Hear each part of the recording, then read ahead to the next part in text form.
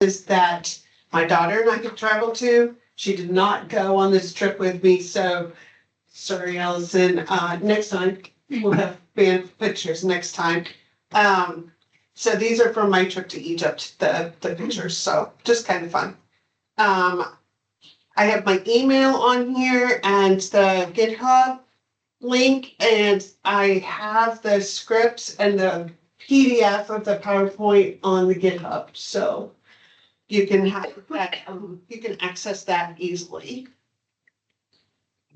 And a little bit about me. I used to teach writing, both high school and college. Then, bad divorce and needed a full-time job. I was an adjunct professor, and I went through LaunchCode, and I was hired at my company, NISA, which is like NASA for NISA, finance company. And I was asked to come back to teach LaunchCode. So and I did that for quite some time. I'm not currently. And I am passionate about database security. So most of the time when I talk, it's some kind of database security topic, but I also like, and I kind of see it in my head, is the two together, the very reliability, the whole making sure that things are up and consistent. So that's me.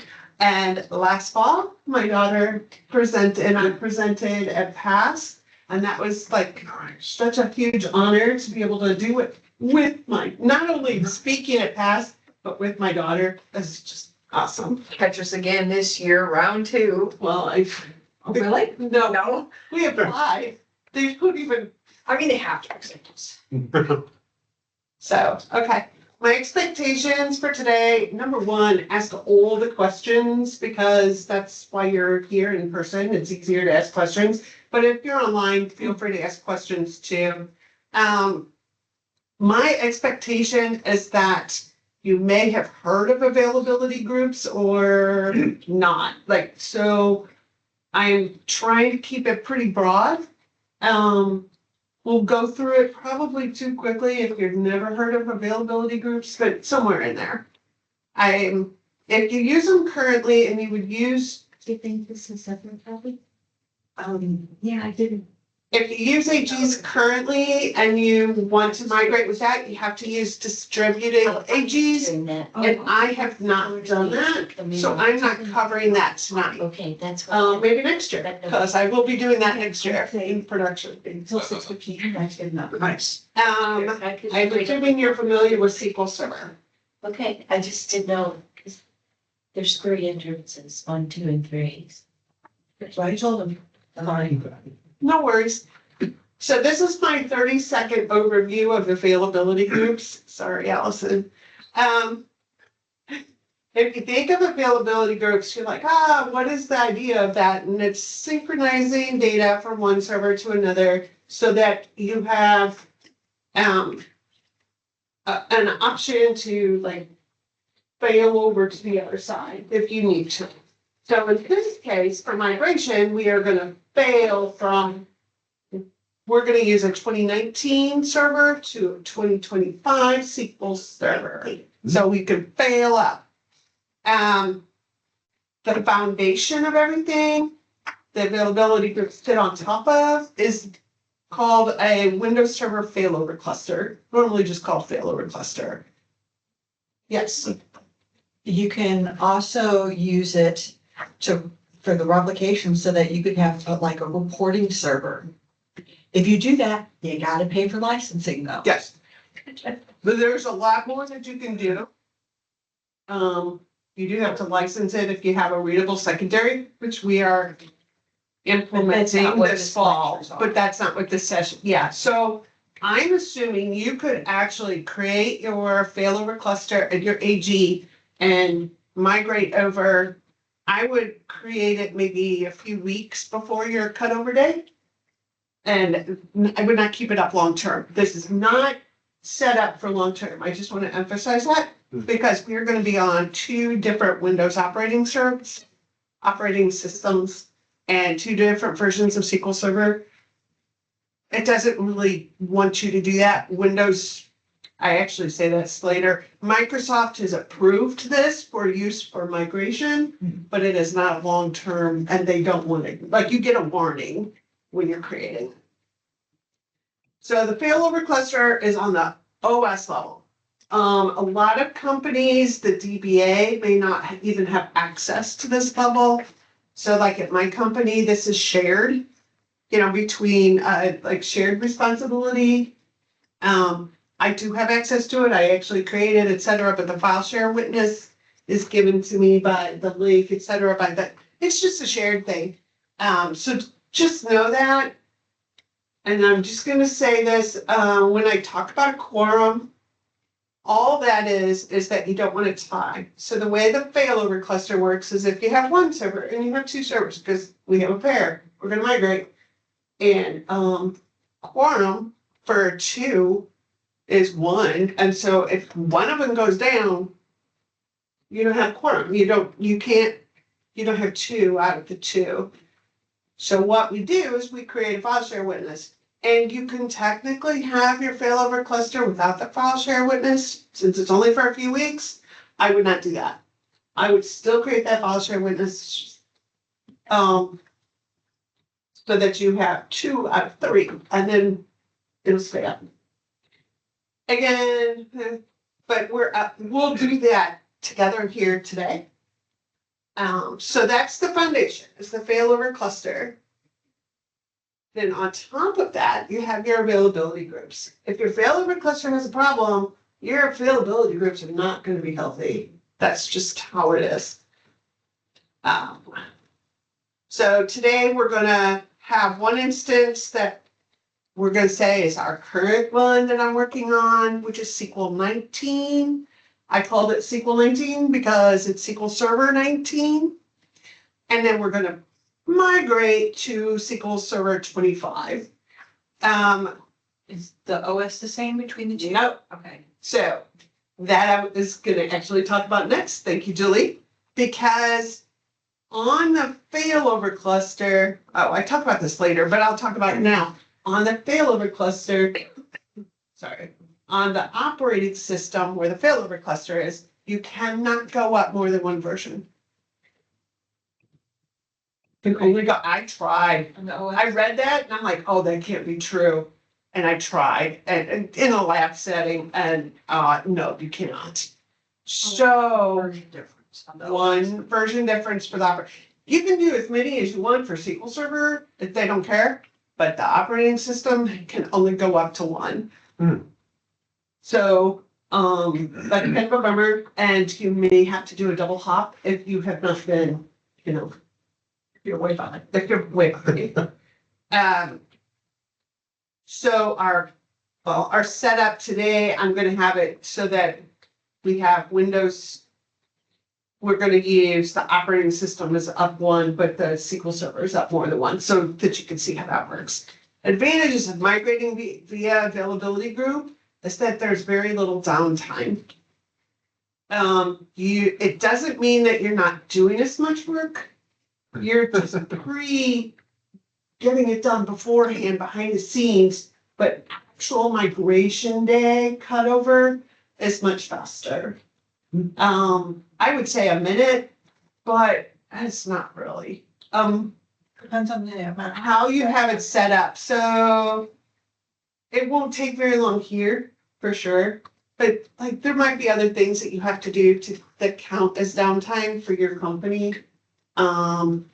We use C names a lot. And so we had to have those repointed and that had to work its way through the AD. So there are other things that can make it take longer, but the actual availability group, it's very fast. So very little downtime, which is awesome. Did I mention the very little downtime? Yes, I did. Items to watch out for, and I've talked about this, the AG and the failover cluster is temporary. You don't leave that one up. So mixed versions, Microsoft approved for short term, only go what I've talked about that. During seeding, which you're like, what's seeding? I'm going to talk about that in a few minutes. But what I'm telling you to watch out for is to watch out for the storage or have your infrastructure or your storage admin, make sure that you have enough storage or seating because don't ask me how I know that. Compat levels are preserved. So your compat level, if you're moving from 2016 to 22, which is what we did, those compat levels will still be on 2016 compat level. So if you want to update that, you just do a script that you would run. Everything in that database, all the configurations come through the same way. So that's something to think about. And if you migrate to 25, which I have not used in production yet, just kind of played with it. But I'm just telling you from what I found out from setting it up on here, that there are breaking changes that you have to be aware of. And it's all related to encrypted connections, which I'm all a big fan of, but I didn't set it up in my lab. So that's what I'm saying. So next time. But just understand that some things you're like, why is my availability group having this issue? And it could be that the encrypted connections piece, even though that's not the error message that you get. Okay. Windows Server failover cluster may need to coordinate with sysadmins, storage admins. You have to have the appropriate permissions, etc. So you might need to work with your sysadmins for that. You set them up on a migration pair, so you have one failover cluster for the two servers, the old one and the new one. You set it up. This one is different than if you're just setting up AG, which doesn't really matter which one you set it up on, but you need to set it up on the current server, not the one you're going over to. It'll set up, show it on both, but you have to go through it on the current server. It's it's related to the level of the failover cluster. Make sure you set up your file share witness. I talked about that, and so let's do our demo. So the first thing you need to do is you need to enable failover cluster on your app, on your server. So I have already done that, but we're going to go through it and hopefully. And for the demo, are you doing like a VM to a VM or is it? Yes. Okay. Yes, so actually, it took me longer to figure out how to set up my VMs and my Active Directory domain controller and my DNS manager and all that. I was like, oh, because I don't do the thing of that at work. Yeah. But in order to be able to demo it, I needed to have all that. So that took me a long time to figure out. Kind of proud of myself, not gonna lie. Okay, so we're gonna add rules and features. And this is where I wish I had a bigger monitor.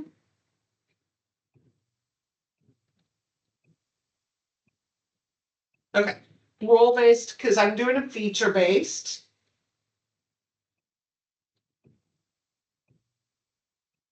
Come on. There we go. Select a server, that's the one I'm on. Server roles not changing, but features. And if you go over here, you can see failover clustering is installed. So you would just check that. And then you're also would then check, say, you know that it may restart. So make sure that when you enable failover clustering, that you do it during a maintenance window. So I'm just warning you. I don't think it restarted for me on this one, but I would only ever do that on the maintenance window. Not in the middle of the day when all your users are there. No. I like my job. Okay. Sometimes you can get away with like a lunchtime outage. Oh, right, Just depends. No. No. Okay. So once you have failover clustering enabled on both of your, and you would need to do that on both servers.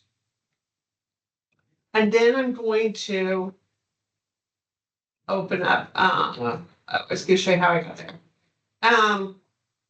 If you go, I think it's administrative tools.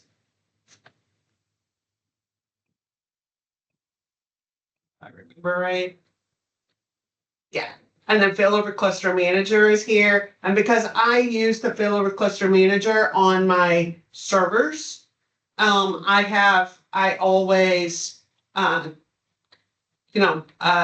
pin it to my taskbar.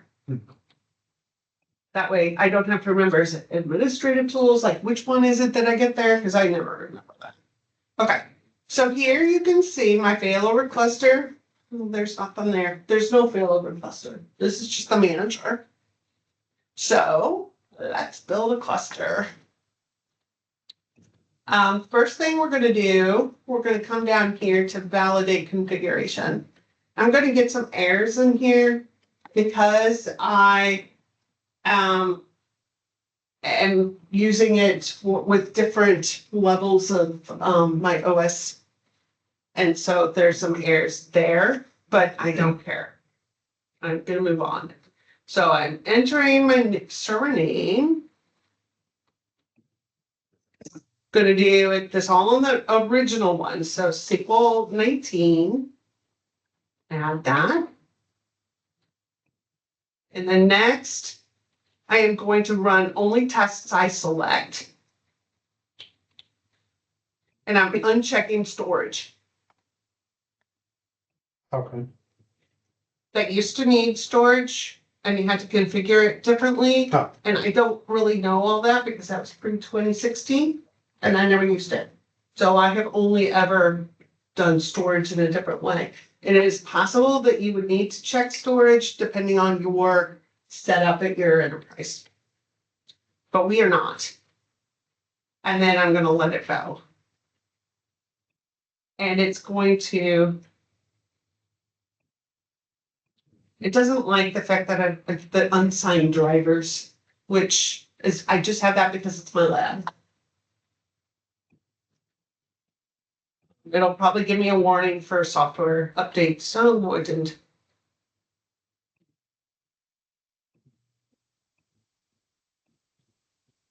It's validating and it's a lab situation, so I'm not going to do this for you or show you, but in reality, you don't need to do this for if you're only going to have it for a few weeks for a migration. But if you are creating a failover cluster for good, you have to save the results because otherwise Microsoft support will not support you. If you call Microsoft support, they will ask for a copy of the validation. So, there we go.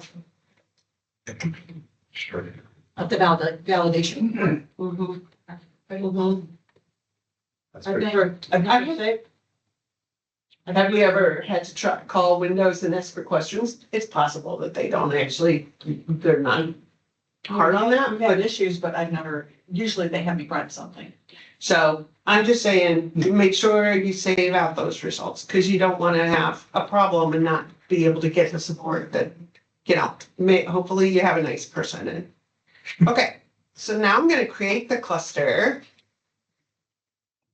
with government same. SQL 19. I'm only going to add one node and then I'll show you when we finish how I can add the other one later. Okay, cluster name, and I'm just going to call it CLMIG for migration, so cluster migration. And then I am giving it 100. My IP address, what I do before I set this up, I don't do the IP, I don't assign IP addresses at my company. So I put all my ticket in for the IP address for both the cluster and the listener, because those two things are gonna need an IP address. And I just do both of those tickets at one time. And I do them right up front. And there's some other places that you might need additional permissions for, and I just like anything like that, I put up front. I put those tickets in. They're used to me putting them in, so. Okay.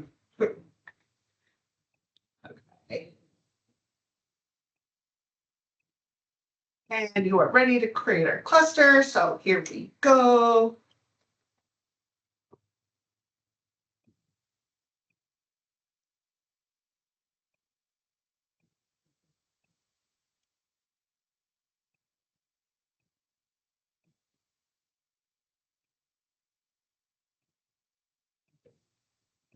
Yay, you successfully completed. I think it's funny, these still look like they're the 90s. I was just thinking that.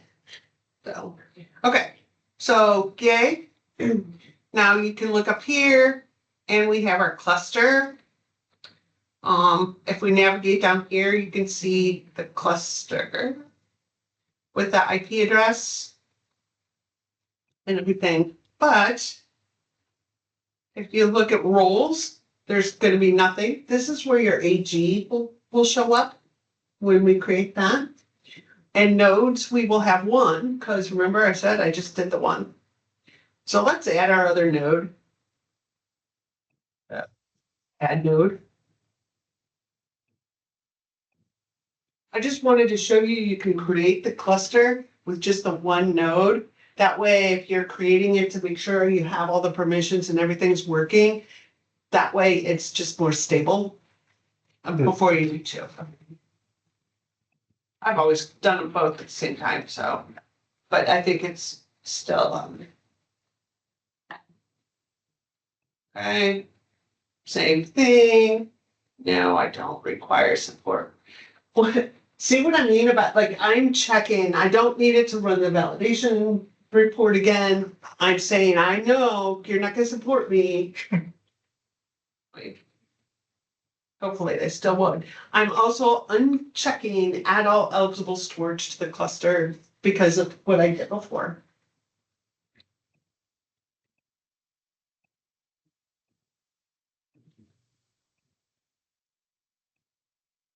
And the SQL 25 is on a different VM. Yep. Okay, all right. So you can see, Oh, right, okay, yeah. different VM. Successfully added, yay. And now you can see both of my notes. So now, but, because I am really into risk management, we'll just word it that way. I like to have my file share witness so that I have more, so that I'm less likely to have my whole cluster go down. Don't want that. So we're gonna go back and we're gonna create a file share witness. Where's that over? Hold on. Where is my file share witness? More actions. That's where it is. More actions, configure cluster quorum settings. And okay. Now I'm doing select the quorum witness. You can do, like I do a file share witness. It's just a folder I created on my domain controller. That's how I did it for my lab. If you have a long-term AG, you would want to have it somewhere probably like cloud. You would want it outside of either of your data centers. Just in case both data centers go down. Oh my gosh. Seriously. Select the quorum witness, and then I'm gonna do configure a file share witness. So you could do, a disk witness, but if you wanted to for a short term, but I just do it on a file share. File share path. And I have it written down so I don't forget.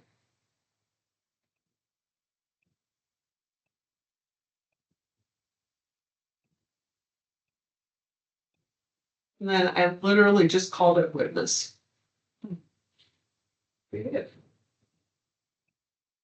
I am really about naming things something that make it easy as possible. So DC, like even for lab, DC domain controller. Yeah. I believe in having my creativity elsewhere. Okay. Yay. And now, if you go down here, you see file share witness online. So now I have two servers and a file share witness. I'm good. It's odd number, half. So that was creating the file share witness. I'm sorry, and the failover cluster. So. I kind of whizzed through that, but again, the hardest part, I think, is getting all of the permissions and all of that set up. If not, I had a link in the PowerPoint, and if not, I'll add it to the GitHub, where there's a link that Microsoft has for the permissions that have to be set up for the failover cluster to be able to create objects. And that's another ticket I put in. So I'll make sure that link is in the GitHub. Okay. So that was the file share witness. And then next we're going to create a NAG. This was one of my favorite nights ever. I had a very expensive hotel room that overlooked the Great Pyramid. I just stayed out on my balcony for an entire afternoon and evening. It was great. Okay, so when you create an AG, we're going to do it through a GUI today, but you can also script them out, either T-SQL or PowerShell. I like using the GUI for understanding what all is going on, but after you've done it for a while, maybe. This also requires a SQL Server service restart. And I want to make sure to say that because that is scheduling a maintenance window. So what I tried to do when I did this last year for my company, because we had a bunch of them, I would create, I would enable the AG, which has to be done after the failover cluster is built. And then I would do it, and then I would let a batching window do my service restart so that I wasn't adding to that. So to keep kind of play with the timing, just know that you have to create the failover cluster and then enable always on for the AG and then service restart. So I wanted to say that. Also, the AG will bring everything over from the databases, but it does not bring server level anything over. So you have to know that. What I strongly recommend, and I've found this out the hard way also, is that you make sure that you have all of your logins brought over. And when you bring them over, use like DBA tools or something so that it has the exact, if you have SQL authenticated ones, so that it uses the exact same SID and the exact hash password. So like we do a nightly backup of all our permissions in prod, and I just could take those backups and run that script, which was great. But you want to make sure that you do that before you see your databases. Just saying. Otherwise, you'll have a ton of organs. I thought you can't have your system databases in the AG. That's correct also, which is right coming up. Oh, you can't have your SSIS DB in the AG now. Okay, So I did find that out. we have not done it on SSIS, so That's if you're using the SSIS DB or integration services catalog for your SSIS packages, where we're still using file system. So so make sure you copy the logins. Now, I will say, if you try copying over your jobs, most of our jobs are tied to a database. If it's tied to a database, you cannot bring those over until after your databases are available. So you'll just have those scripts ready for after cutover for your jobs. So I just wanted to kind of warn up that because, we found that one out the hard way. If you have anything that you've updated to your system databases, you will need to redo that. You can't put those in an AG. So that's why she mentioned jobs are in the MSDB.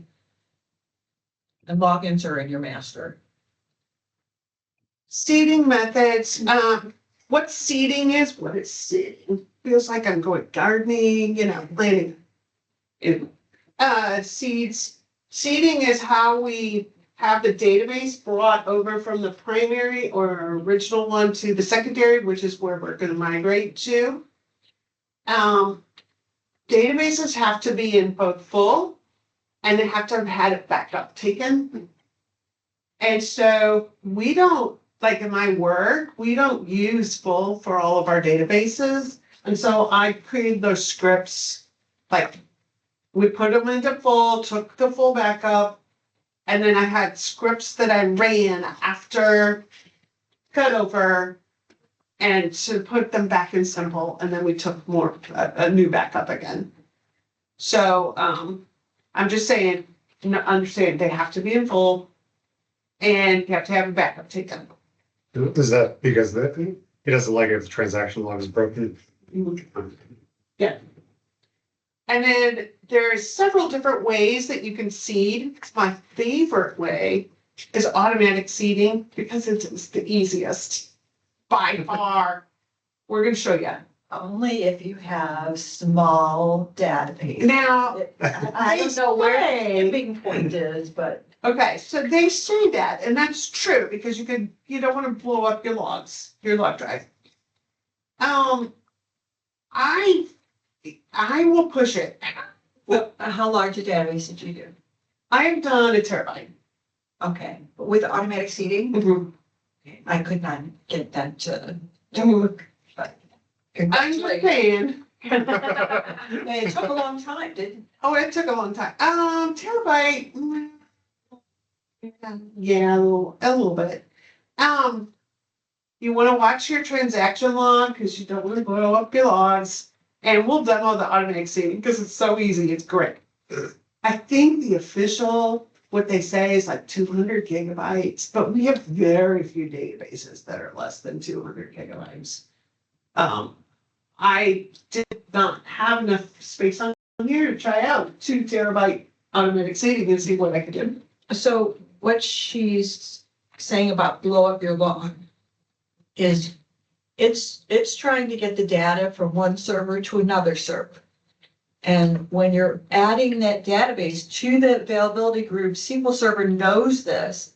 And any new data that's going into the source is going in the transaction log, and it's not going to clean up that transaction log until it's replicated on the secondary. So you need to make sure you have a large enough transaction log I think a terabyte then had to take a couple of hours. That surprised me. Okay. I couldn't. So automatic seeding is the easiest, but you can only do it for smaller databases. Then there's the other one that people use, and that is join only, and that uses a tail of the log backup. I hate anything with tail of the log. So I do that. Julie probably does this one all the time. This is what you would use traditionally for a very large database. Okay, so I've done the hybrid version in test. I have not done this in production yet, but I am going to in the fall. So I'm testing. But what's called a hybrid, what I call a hybrid, is a way to do it without using tail of the log. Because again, did I mention I'm using tail of the log? So we will demo that one. Okay. Because it's cool. Okay. Seeding methods. So we're gonna seed, make sure the database is over. I'll show you how we do that. And then we'll do a manual failover, and that is our that's our, cutover time. So let's go have some fun.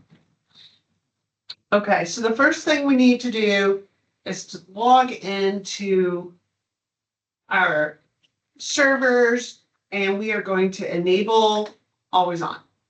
So we just go to the configuration manager. I right click on the database engine, go to properties, and you can't do this ahead. You have to do this after the failover cluster is created. I know, I tried. Sometimes you learn the hard way. So then you just click on that tab, always on availability groups and enable, oh, I didn't disable it before. I wonder what'll happen.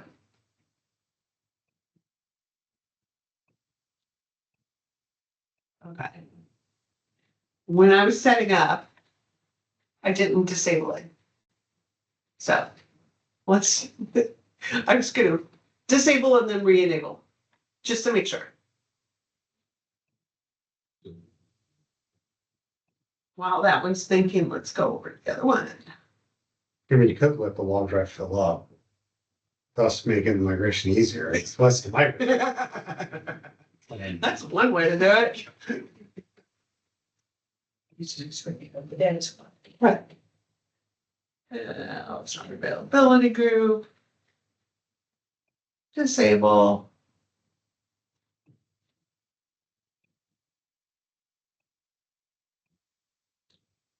I can barely see this.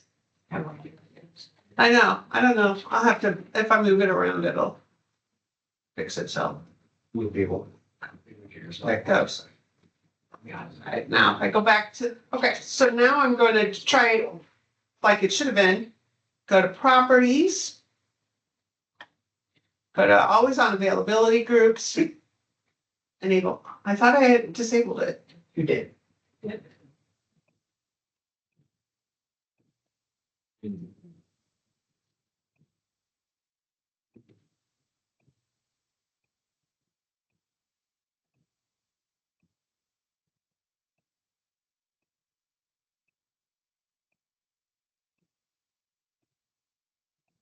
Yeah, yeah.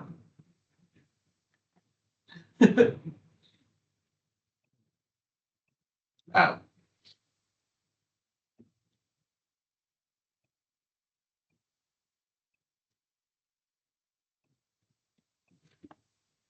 No, no.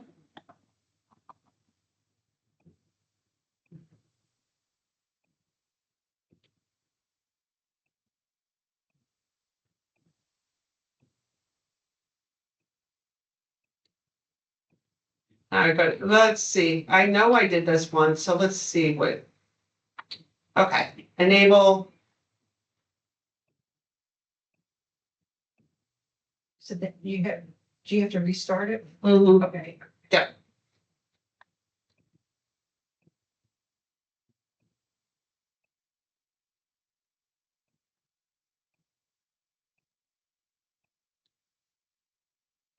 Well, let's do that.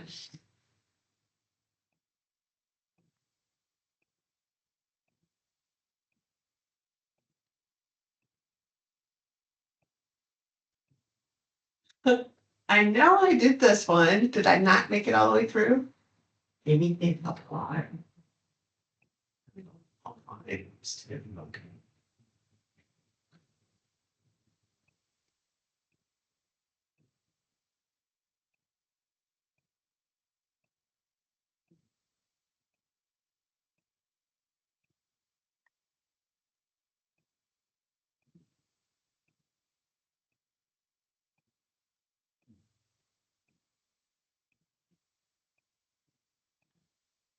I don't know why I didn't get back up.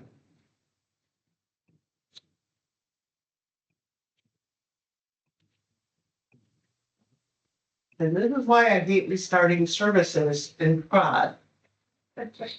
Oh, it makes me panic every time. Every time. Every time. The worst 10 seconds ever.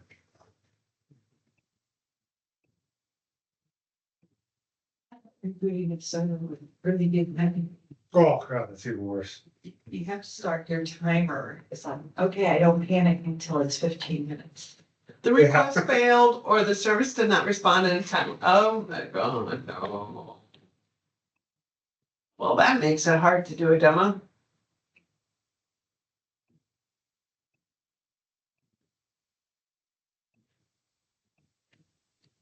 We have pretty aggressive law and backup policy. Yeah, unbeknownst to me. You guys. Just came up. Came out. Changed the reload. Okay, This is so now I can, library. now I can do it. Sorry about that. Now I can enable always on.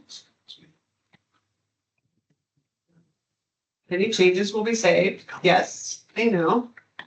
And now I'm gonna go and I'm gonna restart. And it's gonna come back up because it will. And this one did come back up. We're all good.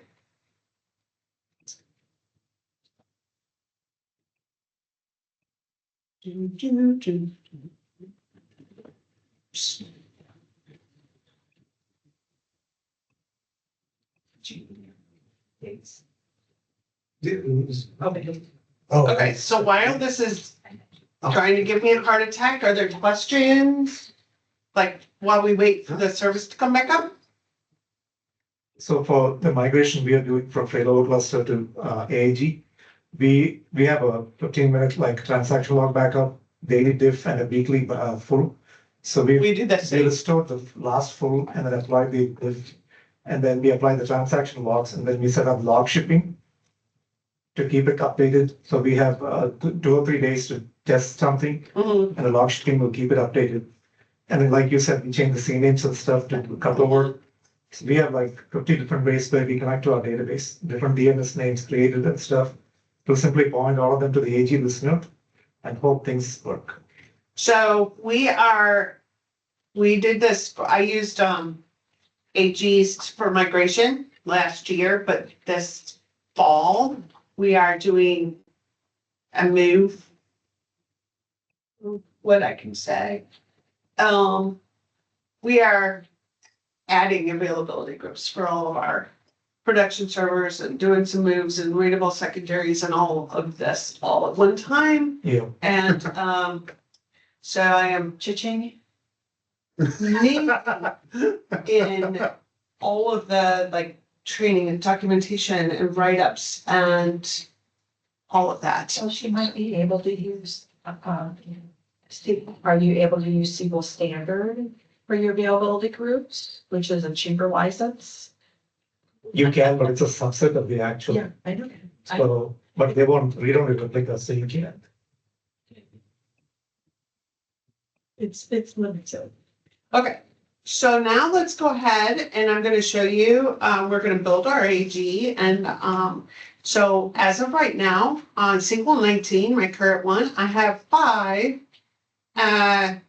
databases, ones I've created for previous presentations. And none of them are on our new SQL 25. Before you continue, sorry. When you created your cluster on SQL 19, Yes. you, in the process, you don't have to do the same thing on 25. Okay, I'll show you. Oh, are you gonna say it's automatically did it? Mhm. I was thinking it did it because the spread for one That's speaks to the other.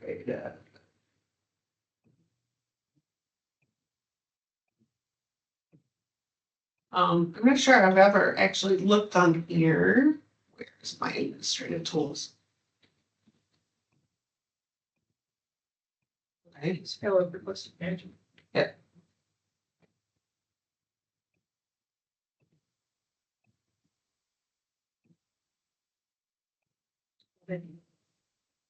Thought I did it.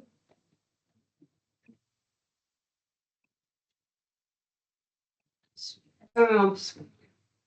My lab situation is not liking me today. There we go.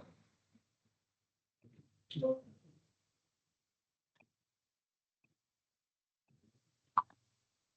I got every call. 4. You have quality values. Oh, it doesn't show up there. It'll show up on both of them if you do, if it's not a migration one. I'm not sure why it's not here. I thought it would be.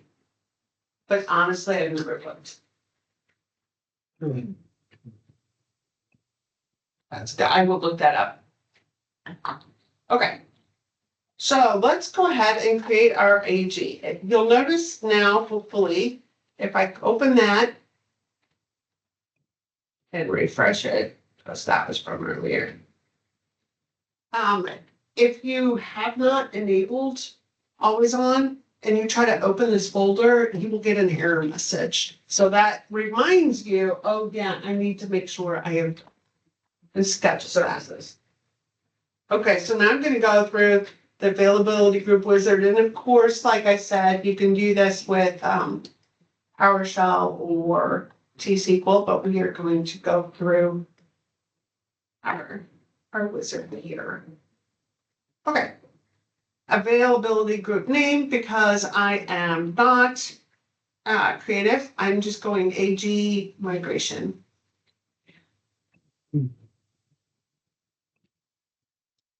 And then we're gonna leave AdventureWorks, but we are going to do all of these by automatic seeding.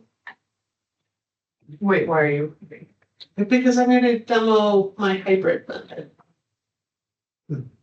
My secret hybrid method. That I have not done in production yet, but I am testing it. Specify replicas, we're gonna add 25. Equal 25.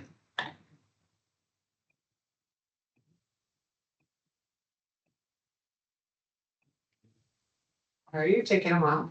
Do you need to trust the service certificate? Oh, now I don't, because I have it set so that I don't. But I don't know why it's doing that. Equal, Usually do trust. Trust the service certificate. no, it would just give me an error. Imagine just Oh, trust the principle. no, you have to understand, I did this earlier today. I have done this last night and earlier today, and it worked fine. This is when we show them how to handle these errors. And this is the whole, encrypted connections piece that I said, but I don't have it set up.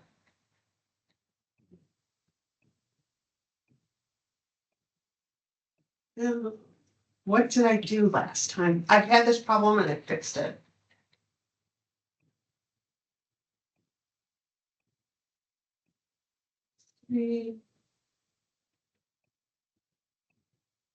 I don't like to remember.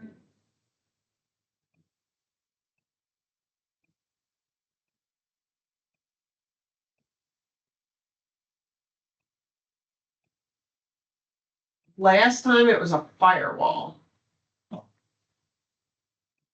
Because Windows likes adding firewalls back.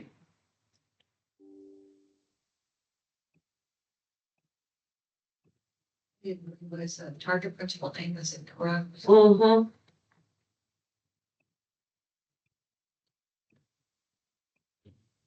Is that a lab, the administrative thing? Is that the right? Let's see, I don't remember where or what I've done, so I'm gonna look at my PowerShell history.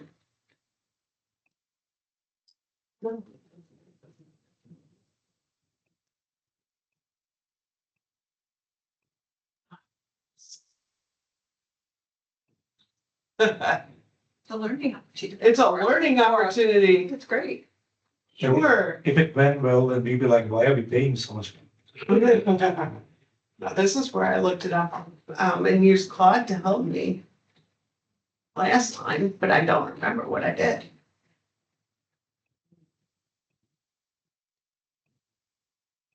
Is it in your blog chats? I was gonna say, no better version history than your Claude is. chat. But it's on my other laptop, Oh, so I have to.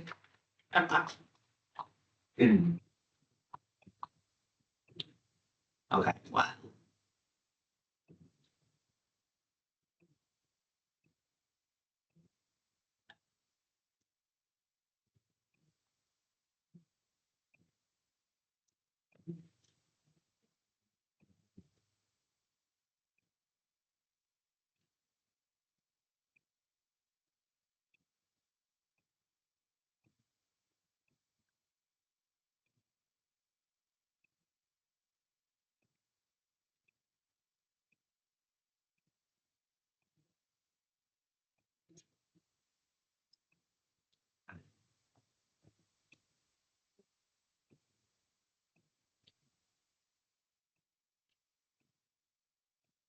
Really be, so just one of those.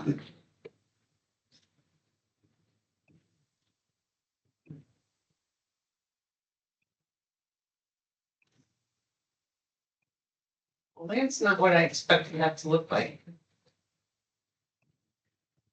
There we go. It's just thinking, it's slow. It is slow.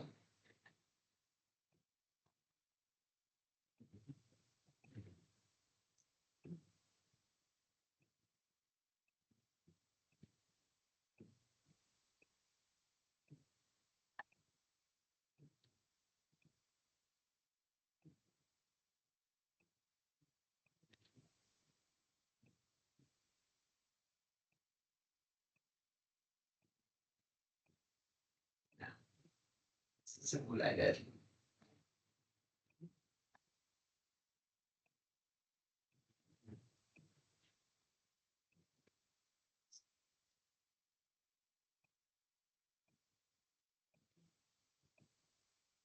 You like my troubleshooting, just going through what I've done in PowerShell before.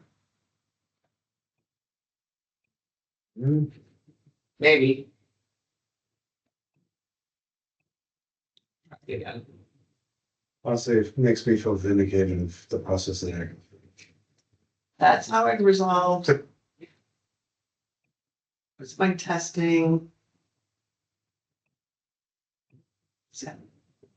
Connection profile, that's spelled wrong. No.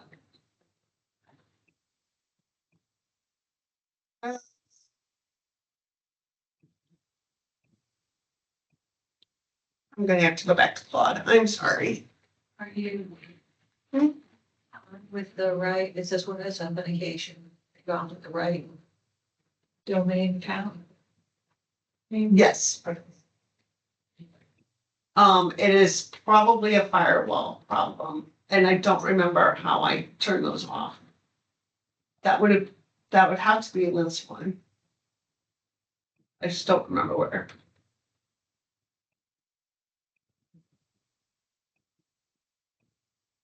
Lot says you have to re-register your SPN or use the IP address instead of the host name.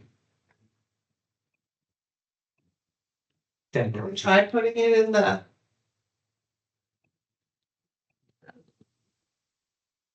Instead of the name, Yeah, I can temporary. try that. Let me see what my.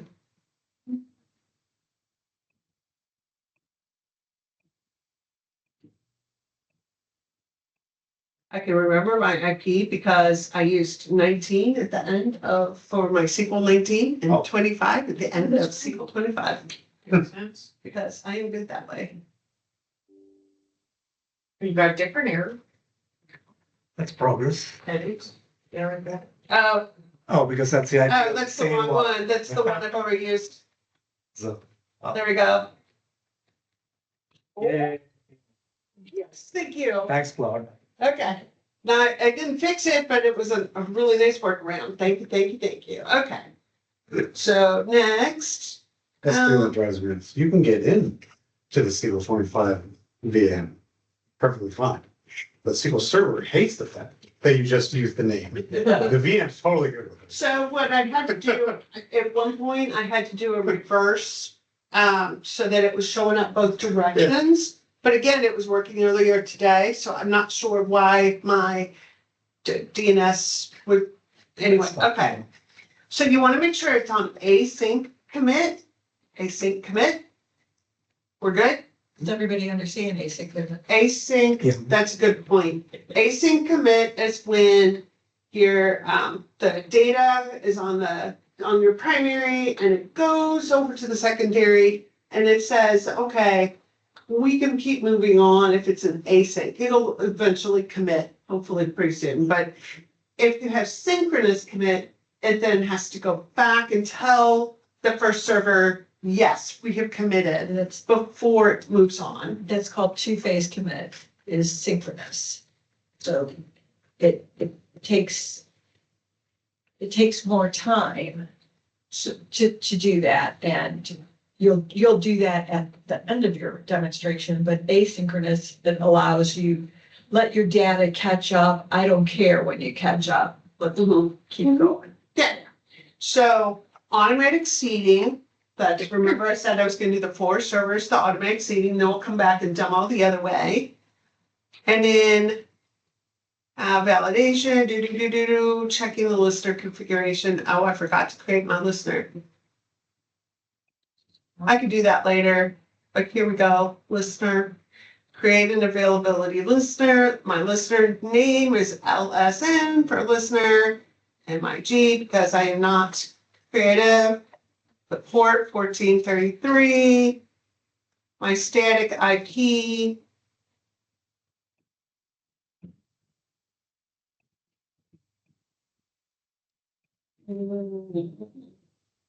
Static IP. Oh, thank you.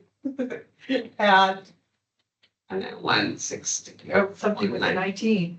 2, 168. Now the listener, I just have, the cluster is 100, so my listener is 101.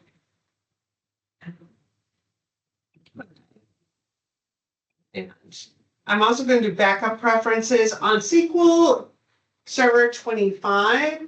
Supposedly, and I have not tested this yet, but supposedly you could take backups off the secondary, which is awesome.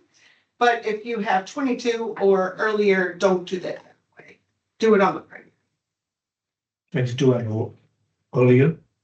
22 or earlier. Has to So be 20, yeah, because you can't take, you can only take a copy only. That's And you don't want a copy only. So that's why I say to use primary unless you're on SQL Server 25. And that is one of the things I'm most excited about, just being able to take backups off our secondary, which I'm pretty excited about, but I have not done it in production or tested it. Why don't you like copy only? Because then it doesn't have, it doesn't have the, backup chains. Yeah. Because yeah, the backup chain is up. Now, you can do a diff or a log on your secondary and it'll keep track of that backup chain, but not the full. And so we just don't do that. Now, this is only for migration. You have to do it on your primary. So for migration, because they're not even the same version, you have to do it on your primary. So switch backup preferences, created the listener. Okay, now I can go ahead. Doing automatic seeding for those 4 databases, and they're small, so it takes like seconds. Summary and finish. Two more details. Two more details.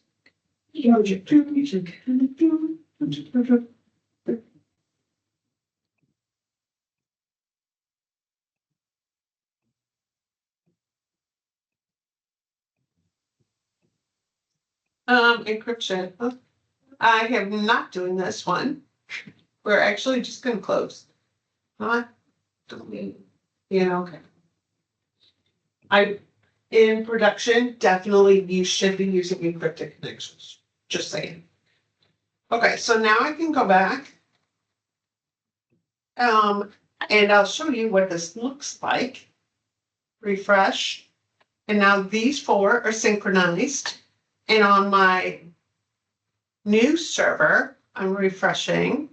And these 4 show synchronizing in recovery because you haven't got over yet. So, The data's not all there yet. yeah. Can you expand your availability group? Mhm. The, Yep. So what it'll show database. is the 4 databases.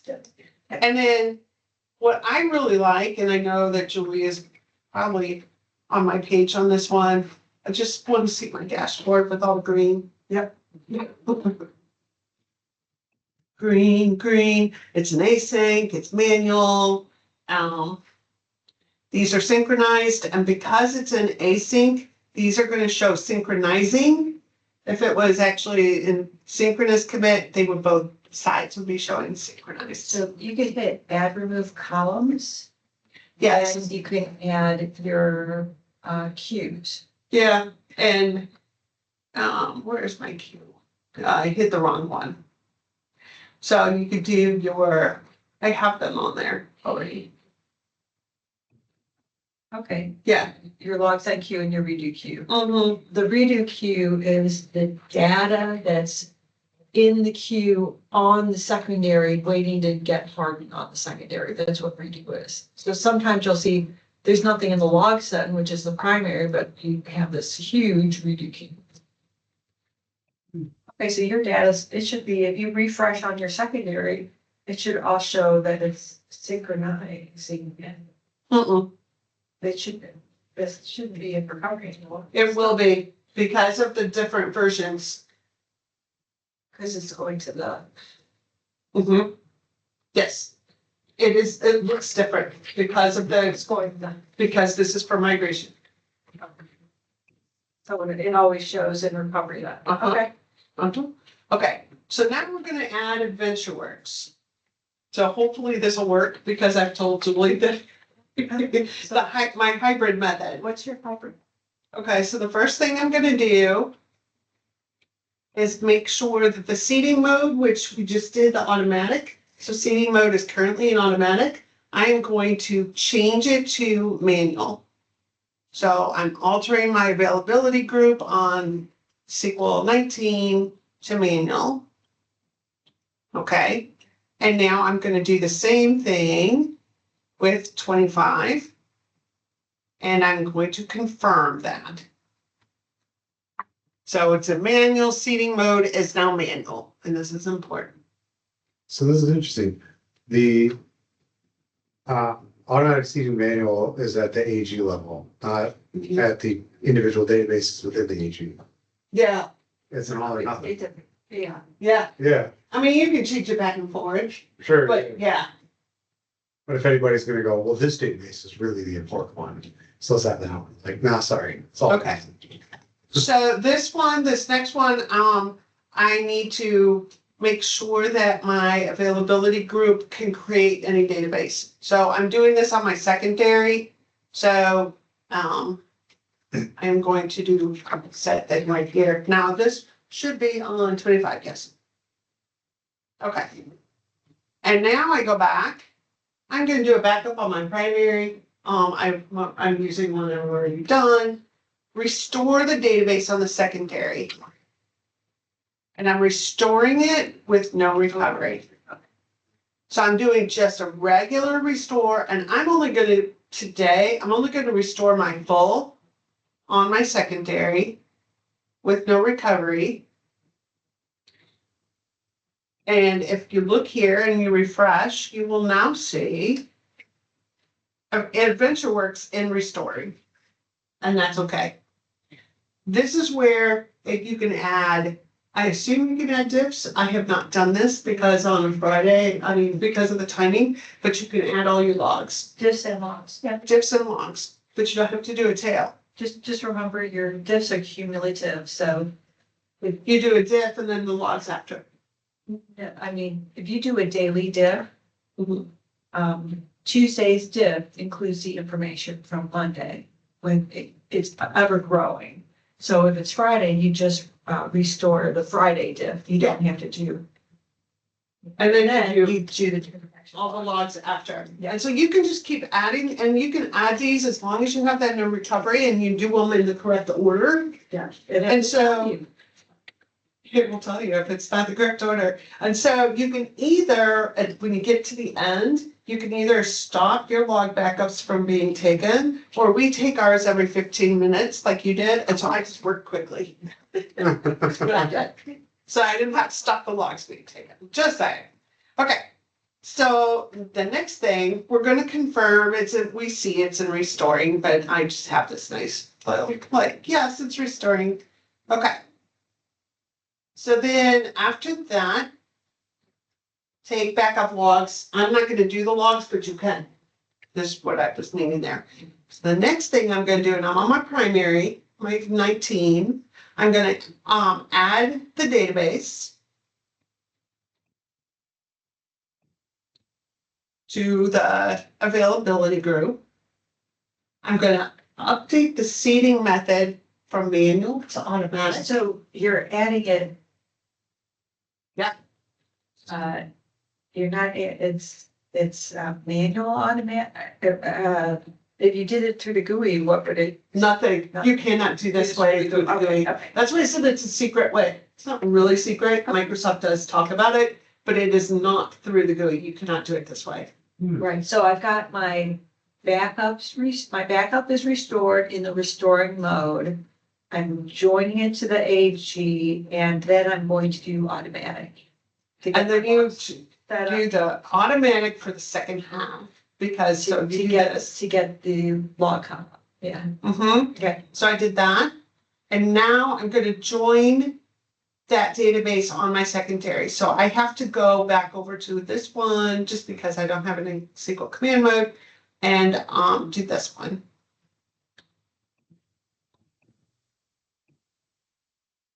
Oh, Not, or not.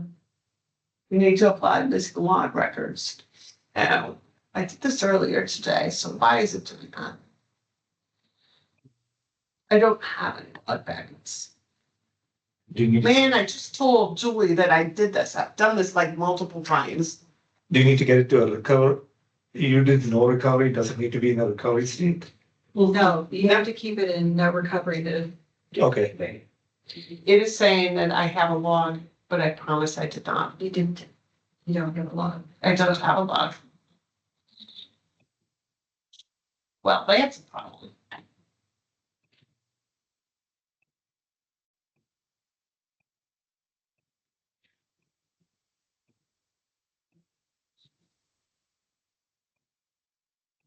Did you, I think I was watching, did you do the restore or did you not because you already?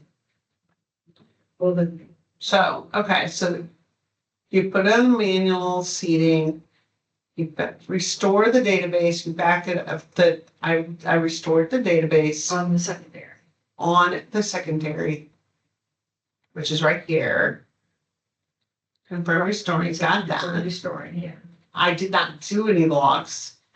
Joined the database, the AG. I'll tell you what, It says on the right, and that's where you got the. Just a newbie question. sure. Line number 35 says, if you scroll up a little bit, Mhm. it says AdventureWorks 2019, but the backup, it says 2017 on line number. Ah, Is that correct? why does it do that?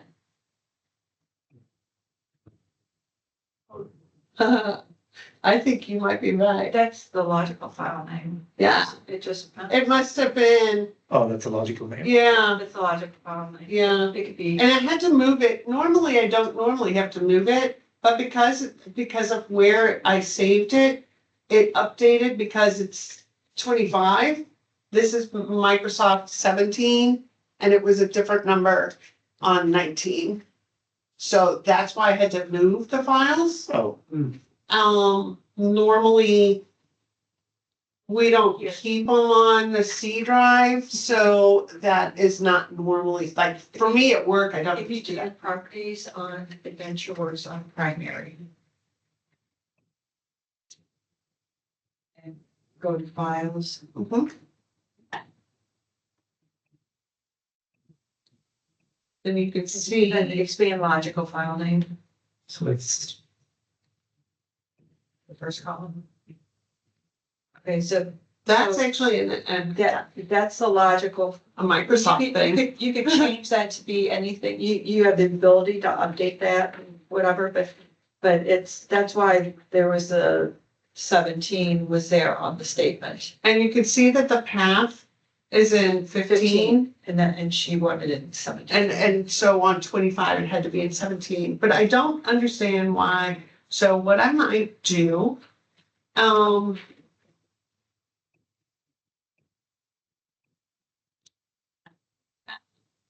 is it 7:15? It won't take us very long to fail over, so I'm gonna try just taking this out and then trying it again. So let's see, tear down.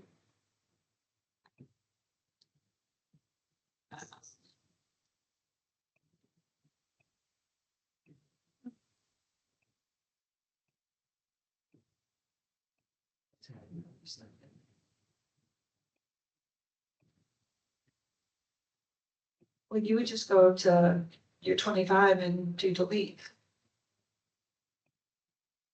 Or remove, is it showing up in your AG on 19?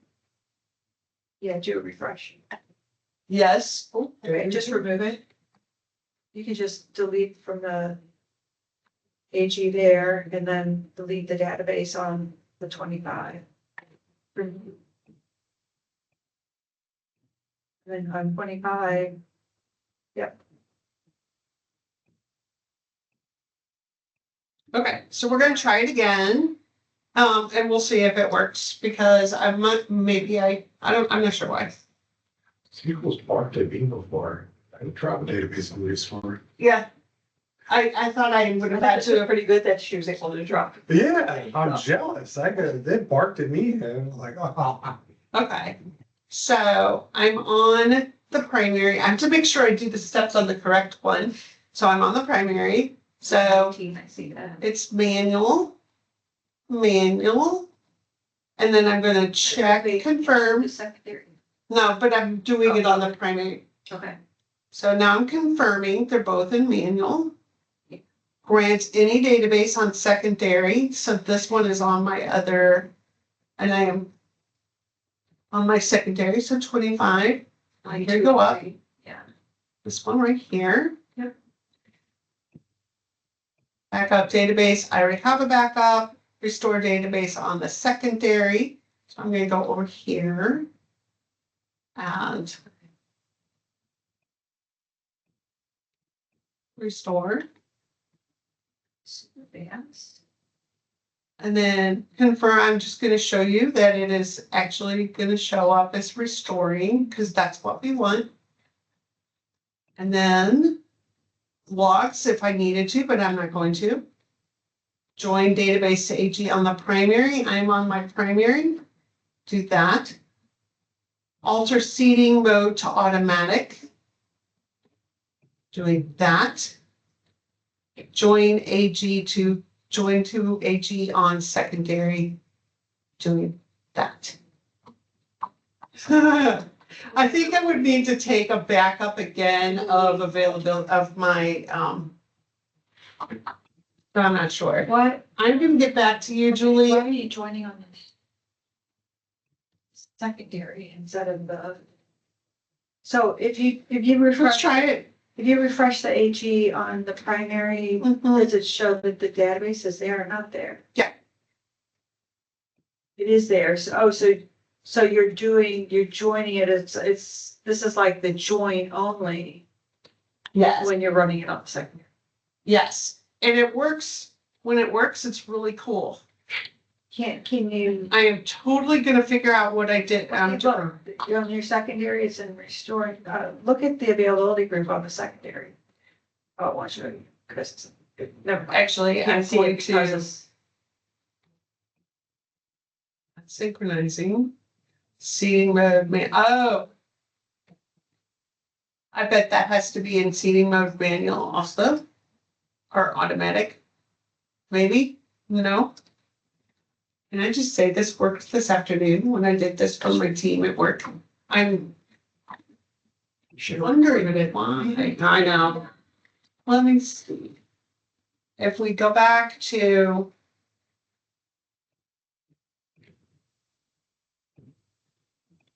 Oh, 19 showing up as open air. Yeah, it does. Are you thinking you have to make 25 automatic? But I didn't before. I didn't last time. Shit's a giggle. You might as well try.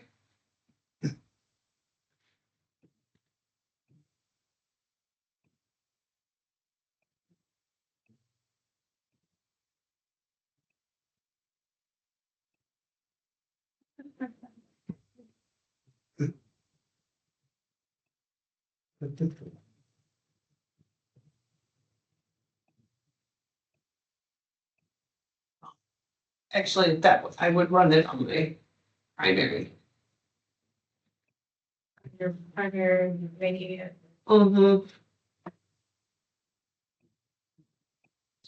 So on your primary, you could run the statement to make your. But your guy on your secondary augment. But it's not gonna work. It's like messed up now. Yeah, Here, look. okay, so I will come back to that because I think it's really cool and I want to show it to Julie. But we only have 10 minutes left and I want us to fail Oh, over. yeah. So let's go down to fail over. So your dashboard's all green. My dashboard is not all green Well, because of the. because of AdventureWorks. Let's get So let's just, rid of it. Oh, nice. Remove it.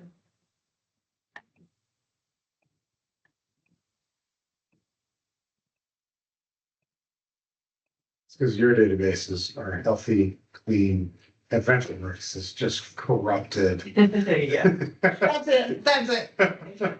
Actually, before we fail over, I am going to add.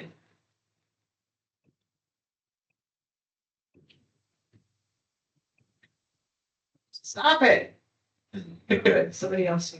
I hate Does hate that, that. AdventureWorks. Connect.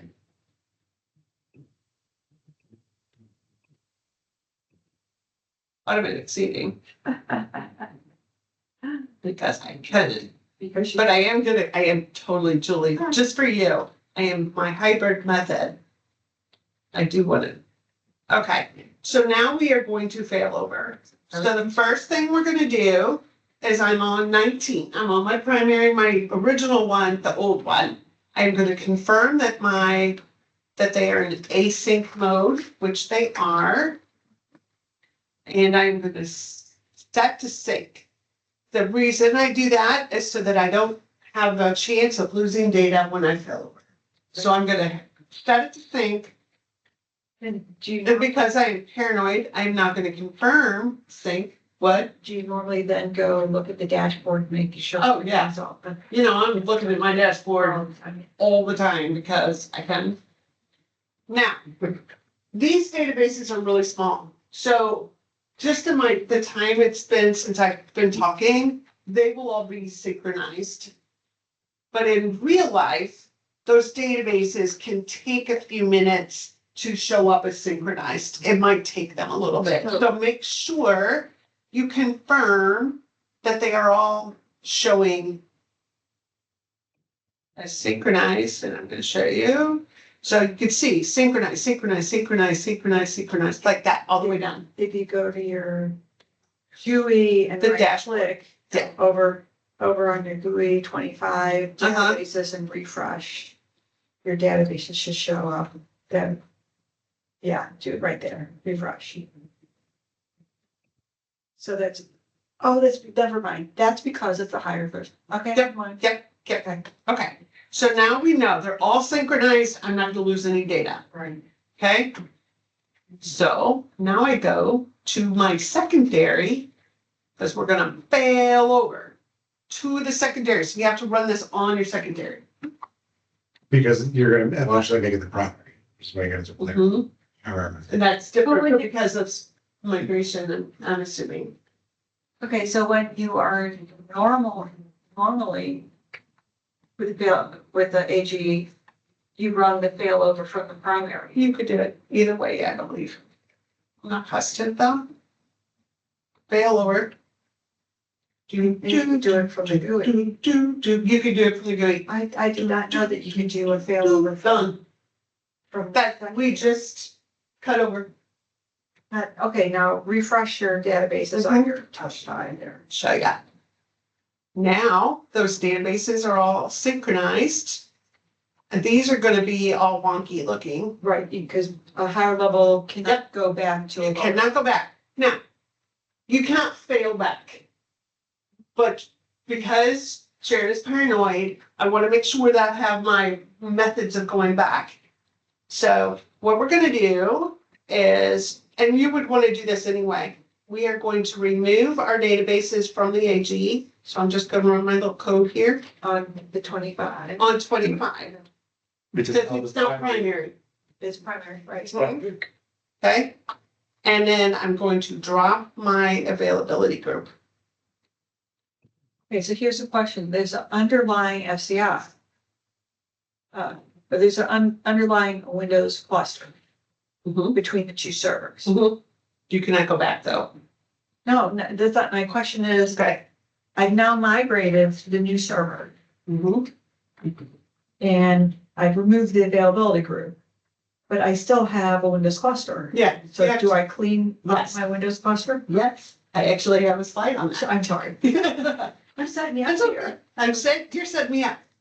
So if you look now at 19, and you could see that they are all in restoring. Right. Now, if you need to go back, because disaster happens, all you have to do, I have flipped a bit, rollback of sorts, I think I put. I'm just going to restore database with recovery. And I have this on 19, yes. And then you could do it for all of them, but then it's showing and it's fine. So that's just flipping a bit. It's just an internal bit. So that you haven't lost anything. I mean, you could have had some data after that cutover, et cetera. What I would do is leave them in restoring, and I would leave the server up for at least a few days, maybe a week. But leave them in restoring so that nobody else can actually accidentally get into those databases. You mean if the cutover worked fine? Hmm? If the cutover actually worked? Yes, The cover worked, but Julie, for some reason, was connecting to that server name. And she connected to that database, and I'm thinking that I'm right we away, don't want that. and that's why they're in recovery. That's a great idea. Is it also advised to leave it in single user mode? Good. But you don't- Because maybe, because they're restoring, you don't need to. Okay. You could also flip it and put it in read only. You could do multiple things. Well, that's right. So now you see that I no longer have an availability group. It's gone. So if I refresh my databases, they are just there, normal. Oh, this sounds so. And my manual failover, if you're doing a regular manual failover, you would want to put it back into async, like if you're patching or something. But because we're migration, we just dropped It's a the one-time. AG, you don't need to do that. So now we can clean up. This is the slide Julie was asking about. You drop. Drop the AG, which I did. On the old server. On the primary, so Primary. drop it from the new server, Drop from primary. because it's not the primary. Oh, right. There's a couple things that, if you have database master keys, because they are now, those database master keys come over when that database is seeded, but they're linked to the old server master key, so you have to unlink them and relink them to the server master key, and then you're fine. So that's what I did before in the code. It was easy. And leave databases on original server and restoring. Rollback, I showed you that. Take databases out of AG, is still there, restore with recovery. And then, I meant to. So let's go. Go to your, failover, your cluster manager or whatever. Windows. Okay, so. Failover cluster. And now I'm gonna clean up, and there's a PowerShell commands for this. So if we look at roles, we want to make sure there are no roles. This is the AG would have shown up here. I forgot to go back and look, but we have two nodes. So what we're gonna do is we're gonna take one of the nodes. This is on 19, so I'm gonna take 25. I'm gonna go to more actions, stop cluster service, more actions, evict that node. Corn down. Okay, so now instead of like destroying it through here, I'm gonna go to PowerShell.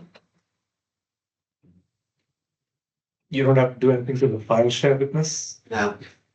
Because I'm going to remove cluster, and this does it gracefully. So, yes.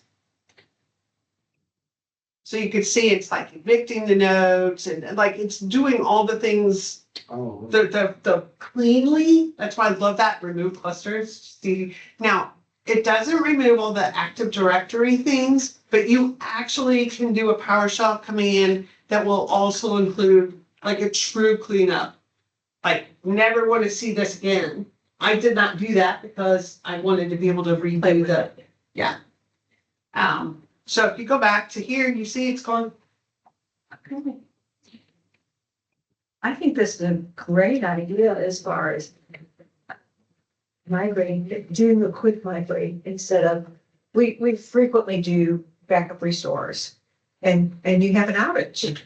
You have an outage. And that's why I said that was the best thing. Like, even if you do the tail of the log, join only, you will have an outage when you do that. This way, and if I can get the hybrid method to work, and I will send that to you. And I will update my GitHub when I get it to figure out what I was doing wrong. Probably if I had just taken the time to write out taking a log and then restoring that log, it would have been fine.